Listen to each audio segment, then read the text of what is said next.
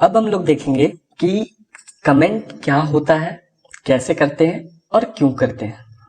तो कमेंट हर एक programming language में अवेलेबल होता है और कमेंट का मतलब ये होता है कि आप कुछ लिख रहे हो, उसमें कुछ कमेंट कर रहे हो, वो प्रोग्राम नहीं है। मतलब प्रोग्राम वाले फाइल में ही आप कुछ ऐसी चीजें लिखोगे जो प्रोग्राम नहीं है, जिसको कंपाइलर या ब्राउजर, हमारे केस में अभी अगर हम लोग HTML CSS देख रहे हैं तो हमारे ब्राउजर है, तो वो इग्नोर करेगा उसको। मतलब उसको वो मानेगा कि ये हमारे लिए नहीं है, ये ह्यूमंस के लिए है, वो मशीन के लिए नहीं है। तो ऐसी लाइंस या ऐसे टेक्स्ट को हम लोग कमेंट कहते हैं।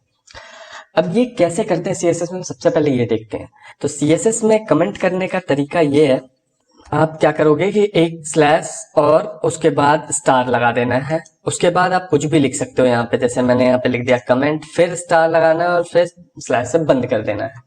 तो ये इस तरीके से आप जब करोगे, ये देखो ग्रीन में हाईलाइट हो चुका है, इसका मतलब है ये कमेंट है, इसको ब्राउजर इग्नोर कर देगा। वही CSS जब देखने आएगा तो यहाँ पे ये नहीं देखेगा कि हाँ ये हमें एग्जीक्यूट करना है, वो समझ लेगा कि ये कमेंट है, इसको इग्नोर करना है, तो वो उसको इग्नोर कर देगा। अब CSS कितने तरीके से CSS में कमेंट किया जा सकता है। तो एक तो हो गया आप ऐसे कमेंट करो, और दूसरा हो गया मल्टी लाइन कमेंट। तो उसमें भी सिंटेक्स बिल्कुल सेम होता है, बस आपका काम क्या है कि आप मल्टीपल लाइन में लिख सकते हो। जैसे फॉर एग्जांपल मैं इस लाइन में लिख देता हूँ मल्टीपल लाइन, और नीचे लिख दिया कमेंट, और कमेंट बंद इसमें करना है। तो अब देखो ये भी वैलिड है। तो इसका मतलब क्या होता है कि आप बस स्टार्ट जब करोगे तो ये साइन से करोगे और एंड इस साइन से करोगे, और यहाँ पे आप बीच में जो मर्जी है वो लिख दो, तो वो मल्टीपल लाइन कमेंट हो गया। अब बात ये आता है कि क्या हम लोग हमेशा मतलब अलग लाइन में लिखेंगे कमेंट, क्या हम यहाँ पे कर सकते हैं, यहाँ पे कर सकते हैं? बिल्कुल कर सकते हो।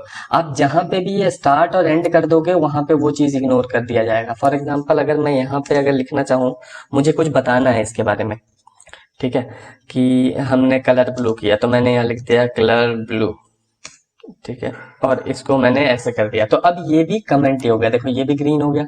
तो इस तरीके से आप पूरे पेज में कहीं भी कमेंट कर सकते हो। अब बात आता है कि क्यों करनी है। तो पहली दो तीन चीजें होती है। पहला, अंडरस्टैंडिंग के लिए। मान लो कि आप कुछ CSS लिख रहे हो और आप चाहते हो कि आप बाद में आके इसको देखो तो समझ सको, या फिर कोई और डेवलपर देखे तो समझ सके, तो आप ये यूज कर सकते हो। तीसरा होता है पॉइंट करने के लिए कि सेक्शन। अब जब CSS लिखोगे तो आप एक वेबसाइट बनाते हो तो एक ही पेज में CSS लिखते हो, तो ये मिनिमम 1000, 1500, 2000, अगर और भी ज्यादा लिख रहे हो तो 5000 लाइनों तक जाता है।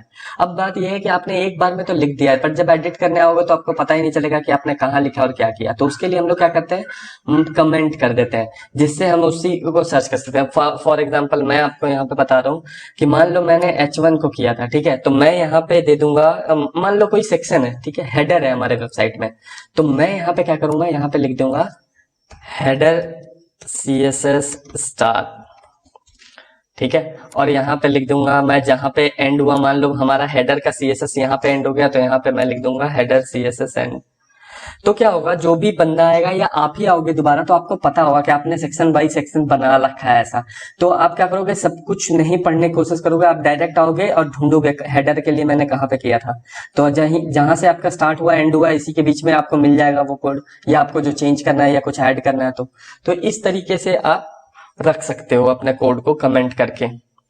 अब जो तीसरा चीज होता है वो और भी ज्यादा इंपॉर्टेंट है, कि जब आप ट्राई कर रहे हो कुछ भी चीजें, ठीक है, तो मान लो कि अभी हमने ग्रीन किया था, अब हम इसे रेड करके देखना चाहते हैं या फिर कुछ और भी करना चाहते हैं, तो जनरली लोग क्या करते हैं, इसी को एडिट कर देते हैं। अब इसको एडिट करने पे क्या होता है, ये अभी एक चीज दिख रहा है तो आप एडिट कर सकते हो। यहाँ पे हो सकता है मल्टीपल लाइन्स हो, इतने लंबा चौड़ा हो वो, ठीक है, तो आप अगर इसको डिलीट कर दोगे तो आपको याद भी नहीं रहेगा कि क्या था।